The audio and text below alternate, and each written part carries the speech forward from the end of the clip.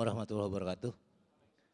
Selamat sore dan salam sejahtera untuk kita semua yang saya hormati para rekan-rekan pers dan para pemirsa. Sore ini jumpa lagi dan istimewa sore ini saya didampingi oleh hadir di sini Bapak Asisten Bidang Administrasi, ya. Kemudian juga sama Bapak Kepala Dinas Sosial. Beliau-beliau ini berkompeten untuk bisa menjelaskan nanti masalah bansos, kemudian masalah anggaran gitu ya. Tapi sebelum itu ingin saya sampaikan beberapa hal, yaitu mengenai ini ya, perlu saya sampaikan, informasikan. Kita tahu kalau kita lihat data ya, data yang disampaikan oleh gugus tugas nasional gitu maupun yang ada di Pikobar, angka positif di Jawa Barat masih fluktuatif ya. Ada kenaikan tapi turun lagi gitu. Ya, ada di atas 50, ada di bawah 20. Nah, ini masih fluktuatif gitu ya. Dan tentunya bahwa ini diperlukan sebuah upaya gitu ya, sebuah upaya supaya ya positif ini bisa terus ditekan gitu kan. Nah, kita melakukan upaya-upaya ya kolaborasi ya dengan semua unsur masyarakat dan terutama juga upaya dalam promosi kesehatan ya. Promosi kesehatan dengan maksud supaya bisa meningkatkan partisipasi masyarakat ya, khususnya dalam penerapan protokol kesehatan ya. Saya kira itu yang dibutuhkan ya. Jadi 3M plus gitu kan. 3M itu mencuci tangan dengan sabun ya. Kemudian juga menjaga jarak ya, dan juga memakai masker. Plusnya itu menjauhi kerumunan, kemudian menghindari tangan kita untuk menyentuh muka dan selalu berupaya untuk makan sehat, berolahraga supaya imunitas kita meningkat. Nah, jadi upaya-upaya kolaborasi ya, jadi upaya-upaya promosi kesehatan itu yang terus kita lakukan ya, supaya partisipasi masyarakat dalam rangka 3M plus itu bisa membudaya ya di seluruh masyarakat Jawa Barat. Kemudian kami dapat informasikan juga bahwa akhir-akhir sekarang kita gencar melakukan tes ya, khususnya di wilayah pasar ya. Dari 700-an pasar yang ada di Jawa Barat, itu data yang kami dapatkan bahwa rapid test maupun PCR test ya, itu digabungkan sudah mencapai hampir angka 200 ribuan. 200 ribuan diantaranya kurang lebih 80 itu swab test. Ya. Dan sesuai dengan targetnya, ya, sesuai dengan jumlah penduduk 0,06% itu 300 ribu. Nah, kalau sudah mencapai 300 ribu, kemudian tentunya kita juga tidak stop sampai di sana. Ya. Kalau misalnya artinya alatnya ada, kita masih akan terus melakukan tes masif ini, ya, sehingga kita memperoleh keyakinan ya, bahwa COVID-19 ini benar-benar bisa dilokalisir gitu kan.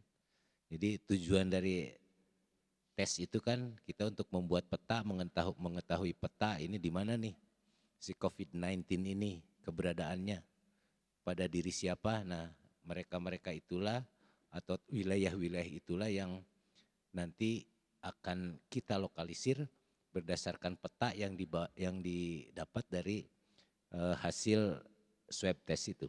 Ya. Kemudian ada yang bertanya, ya dalam rangka PSBB proporsional sekarang, toko-toko sudah banyak yang buka gitu kan. Bagaimana kalau ada toko, maksudnya tidak toko aja sih, kalau ada masyarakat yang nakal gitu kan. Ya. Khususnya kalau toko-toko tindakannya apa? Nah itu tindakannya diserahkan kembali ke sesuai dengan kewenangannya pada Bupati Wali Kota, dan para Bupati Wali Kota ini tentunya mengeluarkan peraturan Bupati, peraturan Wali Kota mengenai PSBB yang berlaku di wilayahnya masing-masing. Tapi yang jelas kalau ada yang nakal pasti ada tindakan. Gitu. Ya, tindakannya seperti apa itu diserahkan kepada Bupati Wali Kota masing-masing. Itu barangkali dari saya. Sebelum nanti terakhir saya sampaikan update data mengenai COVID-19 di Jawa Barat per hari ini tanggal 16 pukul 14. Untuk selanjutnya barangkali Pak Asda 3, Bapak Dr. Dudi Abdurrahim untuk bisa menyampaikan hal-hal yang perlu diketahui oleh masyarakat melalui rekan-rekan pers. Kami persilakan. Terima kasih Pak Sekretaris, yang terhormat Pak Kadis Sosial, Pak Sekretaris, rekan-rekan sekalian. Assalamualaikum warahmatullahi wabarakatuh. Saya Dudi, ditugasi juga untuk menjadi Ketua Tim Penyaluran Bansos Provinsi, seperti itu. Nah kemarin kita rapat dari Gedung Sate di Papandayan berkaitan dengan evaluasi menyeluruh berkaitan dengan pelaksanaan dari bansos ini.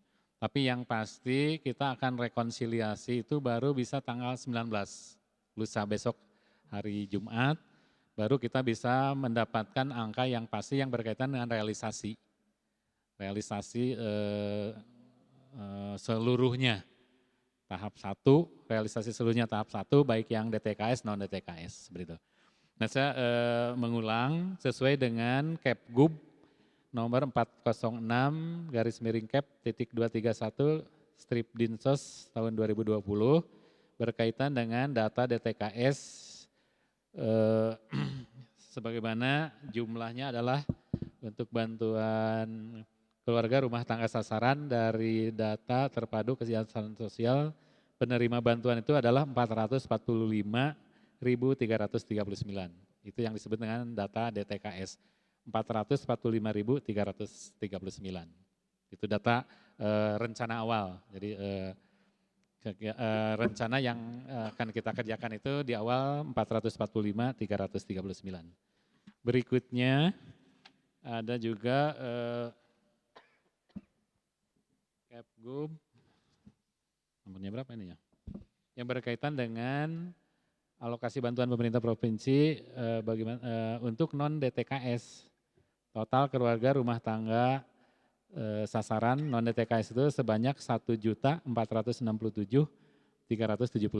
Ini non DTKS. Jadi ada DTKS satu, non DTKS yang kedua itu tahap pertama dengan yang angkanya seperti tadi. Itu baru rencana. Nah dalam perkembangannya ini dinamis sekali, ada perubahan-perubahan anggaran karena pertama kita juga direview oleh BPKP, mereka menyandingkan atau memadankan atau cleansing dengan data-data dari kementerian, terutama bantuan-bantuan dari pusat. Terus kita juga di lapangan juga seperti itu dan mungkin data sementara yang kami bisa sampaikan. Saya menjanjikan nanti tanggal 19 itu clear semua. Tanggal 19 itu rekonsiliasi. Data sementara dari Perum Bulog, data sampai hari kemarin itu, jadi yang tadi 445 itu, 445.339 dari versinya PT Bulog, Perum Bulog itu targetnya 395, jadi Bulog itu mengirim 395.637. Capaiannya 395.637, jadi untuk DTKS itu dari versi Bulog itu sudah 100%. Jadi Bulog mengirimkan ke hub-hubnya milik PT POS. Demikian juga yang non-DTKS. Jadi kalau yang tadi rencana, ini realisasi menurut versinya Bulog, targetnya 1.401.295, capaiannya 1.325.942. Dan ini 94,6%. Gitu. Jadi tadi DTKS, non-DTKS seperti itu dari versi Bulog. Jadi Bulog merasa 100% untuk DTKS sudah dilakukan, non-DTKS 94,6%. Mereka sudah melakukan seperti itu. Nah perkembangan berikutnya ada data juga dari, nah kalau dari Bulog ke hub ke PT POS itu butuh 2 hari untuk bisa langsung ke sasaran ke rumah-rumah. Nah dari data PT POS, saya sampaikan juga mereka targetnya yang DTKS itu 395.635, capaiannya 359.359.000. Jadi keterangan menurut DTKS itu baru 98%, versinya dari PT POS. Untuk non DTKS alokasinya 1.408.817, capaiannya 1.008.123. Jadi keterangan 71,6%. Ini dari versi PT POS seperti itu. Info terakhir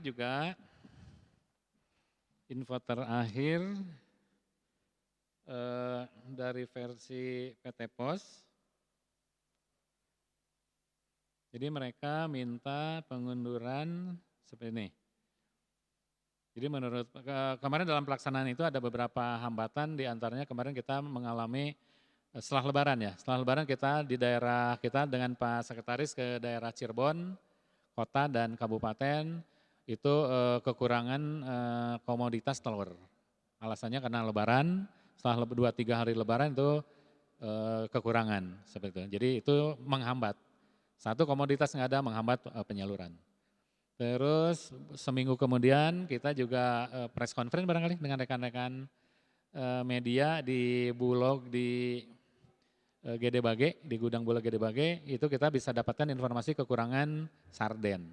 Satu aja kurang komoditas, kita terhambat untuk penyaluran, seperti itu. Nah perkembangan terakhir, ini data terakhir menunjukkan bahwa Bulog itu hari Minggu, sekarang hari Selasa, Minggu Senin kemarin itu mereka baru bisa memenuhi kebutuhan sembako yang kemarin itu langka. Jadi Minggu Senin untuk Tasik, Garut, Kabupaten Bogor dan Kabupaten Sukabumi minta perpanjangan salur karena dropping buruk baru selesai Minggu Senin kemarin. Jadi harusnya 15 kemarin itu selesai semua, untuk kota Kabupaten Tasik baru 16 Juni hari ini. Itu akan disalurkan. Garut besok 17, Kabupaten Bogor dan Sukabumi baru 18 Juni. Jadi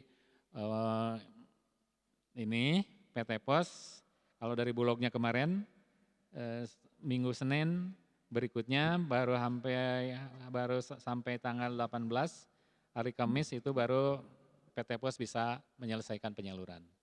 Nah tadi saya di awal juga menjelaskan baru tanggal 19 lah kita bisa rekonsiliasi, menghitung keseluruhan data realisasi yang sebenarnya.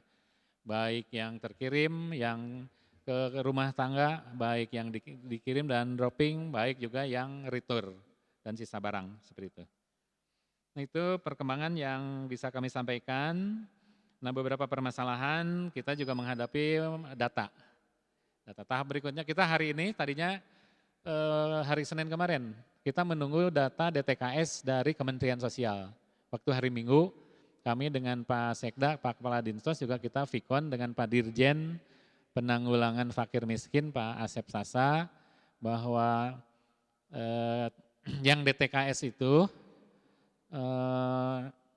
tadinya kita ingin usulkan untuk semuanya diserahkan ke kementerian yang DTKS. Sehingga kita di provinsi untuk konsentrasi ke non-DTKS. Tapi sampai sekarang juga belum ada keputusan. Kita sebetulnya sudah punya data terakhir 323, sekitar 323 itu sudah review oleh BPKP. Nah kalau dari kementerian sudah ada keputusan, sebetulnya hari ini kita sudah bisa menyalurkan yang tahap 2 untuk DTKS. Nah non DTKS sambil berjalan untuk yang penyaluran, yang sisanya yang tadi di 5 kabupaten kota, kita juga sedang berjalan di review untuk data non DTKS-nya oleh BPKP. Terus hasil temuan di lapangan itu tadi data berubah-ubah karena diantaranya ada bantuan ganda. Terus paket untuk DTKS digunakan non DTKS. Jadi di lapangan daripada kita efisiensi di distribusi barang-barang yang ada itu kita pergunakan juga untuk non DTKS. Yang penting catatannya ada. Jadi jangan sampai double atau ada kehilangan barang itu enggak ada. Kita jamin seperti itu. Jadi itu teknisnya saja supaya data yang duluan ke lapangan yang retur itu bisa dipakai dulu. Sementara di gudang Bulog kita bisa lebih aman. Terus penolakan penundaan saluran di daerah, beberapa tempat di kabupaten kota mereka inginnya DTKS non DTKS itu bersamaan gitu karena pernah kita ke Cirebon, mereka nunggu dulu DTKS-nya sebentar sudah jadwal salur, mereka nunggu non DTKS-nya dia muncul. Karena yang DTKS itu baru 11 kabupaten katanya, 11 kecamatan, inginnya semua. Ada 40 kecamatan, nah kalau udah semuanya lengkap baru mereka akan salurkan. Terus kemarin berkaitan dengan telur tidak bersamaan, terus makanan kaleng tadi sarden tidak ada kelangkaan, terus ada juga laporan-laporan yang berkaitan dengan kerumunan, terus itu mungkin beberapa hal yang perlu disampaikan kepada rekan-rekan media untuk menjadi pengetahuan kita bersama. Saya menjanjikan nanti tanggal 19 hari Jumat itu data yang lengkap menyeluruh kaitan dengan realisasi, insya Allah kita akan sampaikan. Anggaran yang ini tahap pertama, anggaran tahap pertama untuk bansos tahap pertama ini sampai 15 Juni anggarannya itu 744.237.968 rupiah. Miliar.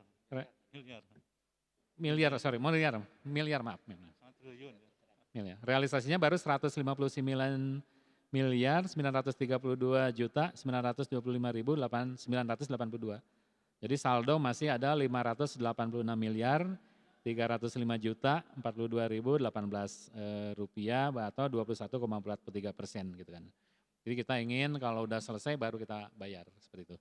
Jadi tanggal 19 hari Jumat kita dapatkan informasi yang lengkap berkaitan dengan penyaluran tahap pertama DTKS non DTKS dan tentu kita juga mau ngapain lagi perlu maklum karena keterlambatannya menurut saya luar biasa tapi kita inginnya sempurna seperti itu. Terima kasih Pak Sekretaris. Assalamualaikum warahmatullahi wabarakatuh. Terima kasih Pak Asda 3. Monggo Pak Kadis Sosial. Ada informasi-informasi yang perlu disampaikan, silakan. Ya, terima kasih Pak Sekretaris Gugus Tugas, Pak Asda 3 selaku Koordinator Penyaluran Bansos baik tunai maupun non tunai menambahkan. Jadi ketika pendataan ini berlangsung dan penyaluran bansos dimulai, ada beberapa sasaran yang memang terlewat. Maka Pemprov ini membuka akses untuk mereka yang terlewat itu melalui Pikobar, ya, Pusat Informasi dan Koordinasi ya tentang COVID-19 Provinsi Jawa Barat, dan juga lewat aplikasi Sawapa Warga. Dengan demikian untuk kebutuhan gubernur penetapan sasaran non DTKS itu antara yang diajukan Kabupaten Kota dengan yang terlewat. Nah, ini yang ingin saya sampaikan. Di samping itu tentu juga ketika ada keluhan-keluhan penyaluran, apakah tidak tepat sasaran, yang mestinya tidak menerima malah menerima, atau yang ganda itu juga disampaikan lewat Picobar. Dan dalam rangka pengawasan dalam penyaluran ini, salah satu bentuk objektivitasnya adalah yang ditugaskan oleh PT Pos untuk menyampaikan bansos kepada sasaran penerima itu dipoto langsung, ya. Jadi perlihatkan orangnya, rumahnya juga kelihatan dan juga kartu keluarganya. Dengan demikian objektivitasnya kelihatan. Nah, memang tidak memungkiri dinamika di lapangan, terutama yang double ya, dengan baik itu dari bantuan BST dari Kemensos maupun dari yang selama ini seperti program PKH maupun BPNT yang sekarang sudah menjadi namanya program sembako. Nah, untuk itu tentu kami di dalam penyaluran tahap kedua ingin data ini betul-betul clean ya, artinya di samping datanya jelas, alamatnya lengkap, kemudian NIK-nya juga tidak double, dan yang penting juga dia tidak menerima double dari bantuan yang lainnya. Maka kami telah berkonsultasi dengan BPKP untuk memadankan data-data tersebut, karena kalau BPKP kan mempunyai data baik itu dari Kemensos maupun dari yang data dana desa maupun dari kabupaten kota. Nah, alhamdulillah ternyata setelah dipadankan itu hasil dari review BPKP dari Kepgub awalnya 445.339. Nah, sekarang untuk tahap 2 itu yang betul-betul udah clear dalam arti kemarin sudah diterima oleh sasarannya dan tidak double, ya, NIK-nya tidak ganda, itu menjadi 232.684. Nah, ini akan menjadi patokan nanti yang kedua. Nah, artinya Pemprov berupaya sungguh-sungguh untuk tahap berikutnya itu menyalurkan bansos ini tepat sasaran dan tidak double. Nah, ini artinya upaya-upaya kita. Tentu saja dinamika di lapangan pasti ada saja, dan itu silahkan dilaporkan menyangkut orang yang belum menerima atau yang mestinya dapat berhak, atau orang yang sebetulnya tidak berhak menerima malah menerima.